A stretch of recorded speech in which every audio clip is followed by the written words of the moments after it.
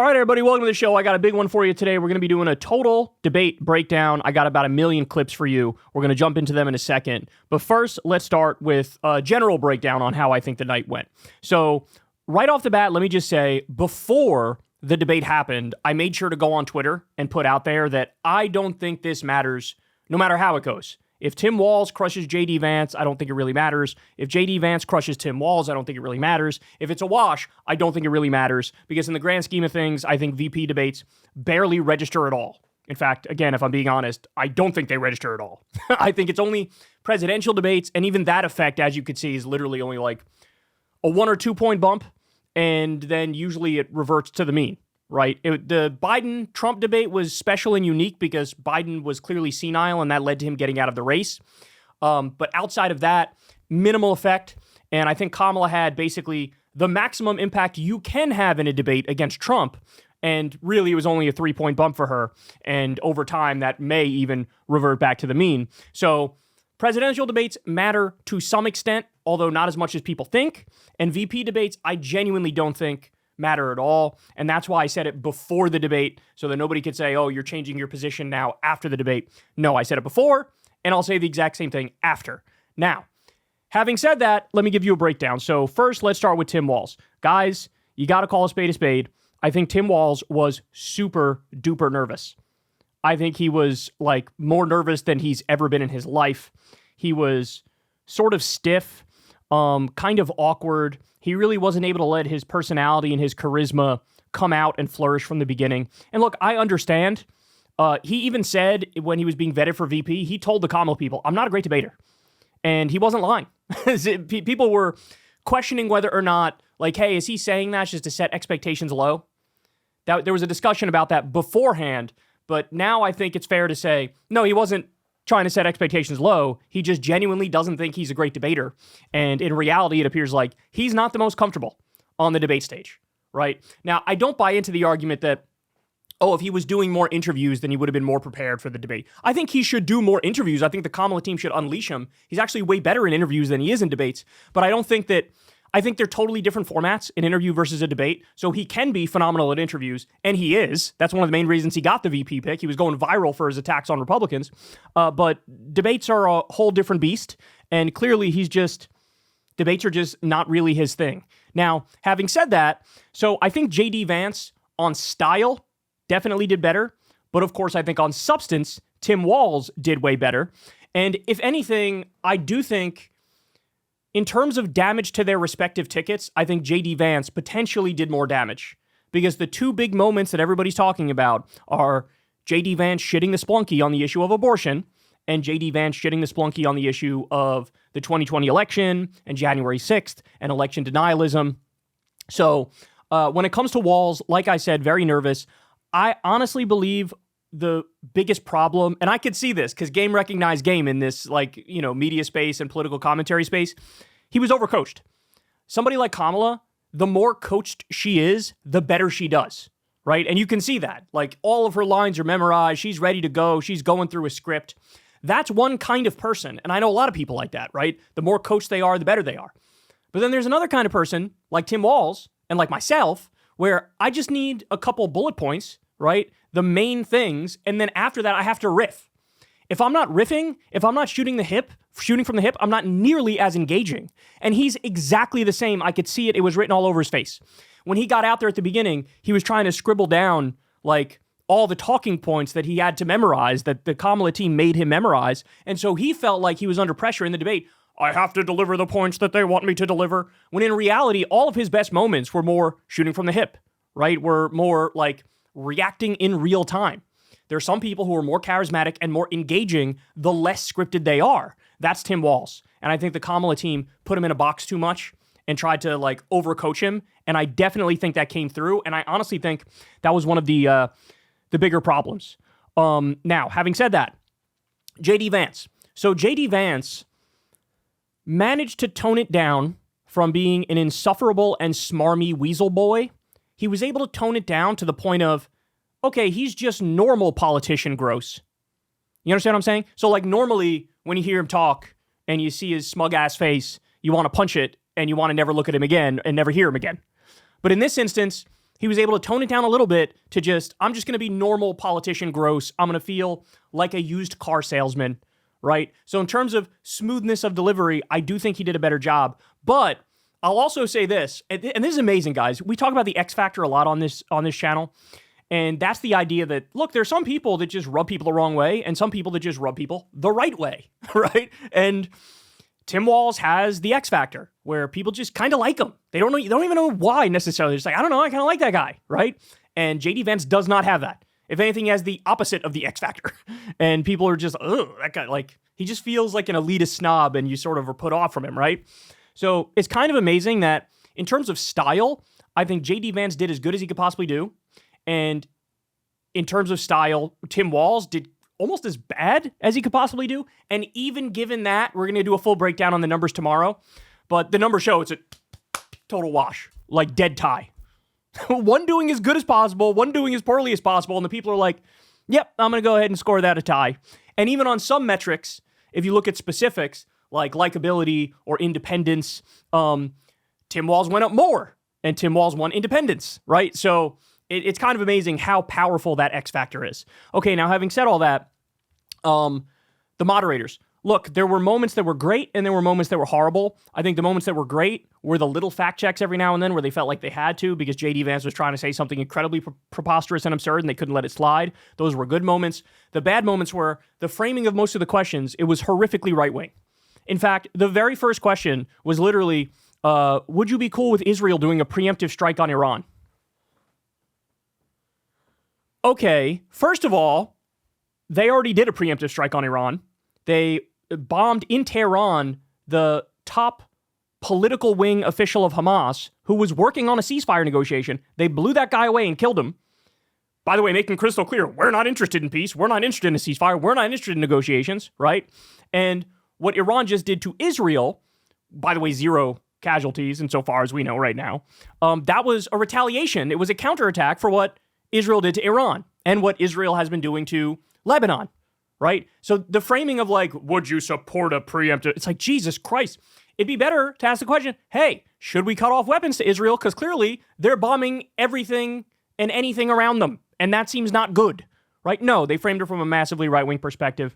They asked a question about climate change. On the issue of the border stuff and immigration stuff, Tim Walz hit Trump and Vance on killing the border bill, which is Kamala's go-to line, hit Vance on the eating the cats line.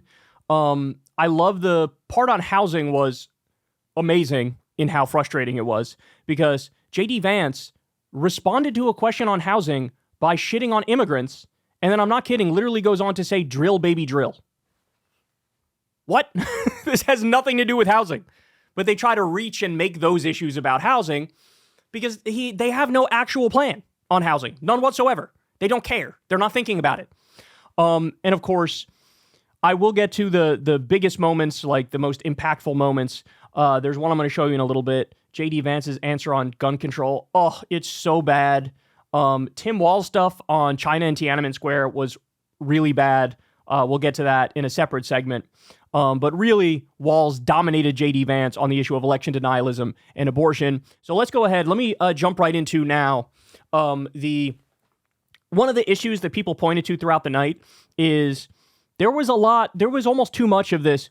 I agree with what you're saying, and let me add on to that. Oh, my esteemed colleague says something very reasonable and responsible. So there's a little compilation of that. Here we go. Now, Tim admirably admits, I appreciate what Tim said actually about Finland. I don't think Senator Vance and I are that far apart. Kamala Harris proposed this to do, and some of it, I'll be honest with you, it even sounds pretty good. Tim, first of all, I didn't know that your 17-year-old witnessed a shooting. I'm sorry about that, and I hope you're doing okay. So. I actually agree with Tim Walz. I believe Senator Vance wants to solve this. And I think that Governor Walz and I actually probably agree that we need to do better on this. The question is just how do we actually do it? I agree with a lot of what Senator Vance said about what's happening. And I actually think, I agree with you. I think you want to solve this problem, but I don't think that Kamala Harris does. But if Tim Walz is the next vice president, he'll have my prayers, he'll have my best wishes, and he'll have my help whenever he wants it. Thank you, Senator Vance. Well, I want to thank Governor Walz. Well, I've enjoyed tonight's debate, and I think there was a lot of commonality here, and I'm sympathetic to misspeaking on things, and I think I might have with the senator. Me too, man. So as they say here, Midwest Nice takes the VP debate stage. Look, look, part of me doesn't mind it because Trump has made our politics so divisive and so extreme and so hateful that it's nice to sort of see a typical normal debate pre the 2016 era, this kind of debate. But also, I do wish there were moments where there was more of a contrast. The fact of the matter is J.D. Vance is a fake populist, so anytime he says something about economics that sounds good or left-wing, in reality, you got to measure it up against his record, and he's against the minimum wage increase, he's against the PRO Act, he got a 0% on his AFL-CIO union scorecard for the year 2023. There's a lot of things where Walz could have nailed him harder, and he didn't. And I'm curious what, Kamala thinks about that it was almost a little bit too much of an agreement between the two of them. Maybe not as fiery as it could have been, but there were fiery moments and we will get to them in a little bit. But now, this one it's so funny because the right seems to genuinely think, oh my God, J.D. Vance really nailed him on this one, bro. He showed those moderators, bro. I saw a lot of tweets like that in right-wing Twitter. Like, oh, he got him, bro. And it just shows the right lives on a different fucking planet. Because in no universe is his answer here and what he says here doesn't make him look good. It makes him look horrible. So this is the point where he basically whines and cries that he's getting fact-checked. He's like, you weren't supposed to fact-check me. In other words, like, hey, let me get away with my lie. What the hell, man? Here we go. Just to clarify for our viewers, Springfield, Ohio does have a large number of Haitian migrants who have legal status, temporary protected status. Well, Margaret, but thank you, Senator. We have so much to get to. Margaret, I think it's important because we're going to turn out of the economy. Thank you. Margaret, the rules were that you guys weren't going to fact check, and since you're fact checking me, I think it's important to say what's actually going on. So there's an application called the CBP One app, where you can go on as an illegal migrant, apply for asylum or apply for parole, and be granted legal status at the wave of a Kamala Harris open border wand. That is not a person coming in, applying for a green card and waiting for 10 years. That is the facilitation of illegal immigration, Margaret, by Thank you, Senator, for describing the legal process. We have so much to get to, Senator. Those laws have been on the books since 1990. Thank you, gentlemen. The CBP One app has not been on the books since 1990. It's something that Kamala Harris created, Margaret. Gentlemen, the audience can't hear you because your mics are cut. We have so much we want to get to. Thank you for explaining the legal process. Nora. Thank you, Margaret. So in other words, J.D. Vance is like, these illegal immigrants, these Haitian migrants in Ohio. And the fact checkers are like, actually, they're legal. And he's like, you weren't supposed to fact check. Now, let me tell you the process by which they become legal, which I'm against. I don't care if you're against it. There is a legal process there, and they did get approved through that legal process. You could say, hey, I want to change that law. I think these legal immigrants should be illegal immigrants, but they're not illegal. They are legal. They filled out the forms. They were approved. So one more time, you got to hear it again.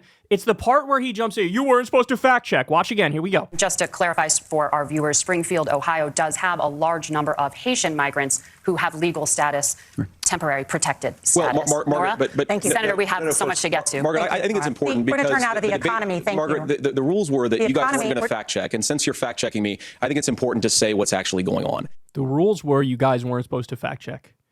Oh, that is such a bad look. He really thinks that by explaining the legal process by which these people became legal immigrants, that everybody will be like, aha, so he's right, they are illegal. No, they're not. Even by your own explanation, you're wrong. It's a total non sequitur. Okay, you don't like the legal process by which they became legal. Tough fucking cookies, bro. That's not how this works. Oh, that was an unbelievable moment. But I got one more particularly funny J.D. Vance moment. This one clonked me over the head when I was watching it live. I think I tweeted about it. It was just so, oh my God. So this is the issue of gun violence and what to do about it. And listen to what J.D. Vance says. But what do we do about the schools? What do we do to protect our kids? And I think the answer is, and I say this not loving the answer, because I don't want my kids to go to school in a school that feels unsafe or where there are visible signs of security. But I unfortunately think that we have to increase security in our schools. We have to make the doors lock better. We have to make the doors stronger. We've got to make the windows stronger. We have to make the doors lock better. We have to make the doors stronger and the windows stronger. This is his answer on school shootings, on gun violence. Increase school resource officers, because the idea that we can magically wave a wand and take guns out of the hands of bad guys, it just doesn't fit with recent experience. So we've got to make our schools safer. And I think we've got to have some common sense bipartisan solutions for how to do that. Yeah, common sense. We need more door control. What am I supposed to do with these people, bro? What am I supposed to do with these people? And look, Tim Walz says it all the time. Tim Walz is from Minnesota. He hunts. He's not an anti-Second Amendment guy. But you know what he did? Universal background checks and red flag laws. Universal background checks are self-explanatory. You know what that is. Hey, let's keep the guns out of the hands of the people who shouldn't have it. And red flag laws are for when somebody goes on social media and they're like, hey guys, I'm about to shoot up the school. And if they do that, then you can legally take their guns. If they're posting about all the harm they want to do to everybody around them or the mental breakdown that they're having and how they're feeling particularly violent today, this happens all the time. There's been so many school shootings and mass shootings where people just go on social media and they're like, I'm going to do a mass shooting. And under current laws in many states, particularly red states, it's like, okay, there's nothing we can do about that. But then when they go on to do the mass shooting, everybody looks back like, what are we, stupid? So red flag laws allows you in those instances, those extreme instances, to take their guns. Of course, there are ways to keep guns out of the hands of people who shouldn't have guns. This is not fucking rocket science, but his answer is not that, door control. We need to strengthen the doors and the windows. He has no idea how ridiculous he sounds. No idea whatsoever how ridiculous he sounds. All right, so we're just getting started here. Everybody subscribe to the channel. Make sure you keep your eye over here because I got a lot more videos to get to. There's a lot more big takeaways. Don't miss it. Hey, y'all, do me a favor and like and subscribe. It helps out big time in the algorithm. Click the bell as well for notifications when videos drop. And watch that video on screen right now. You know you want to.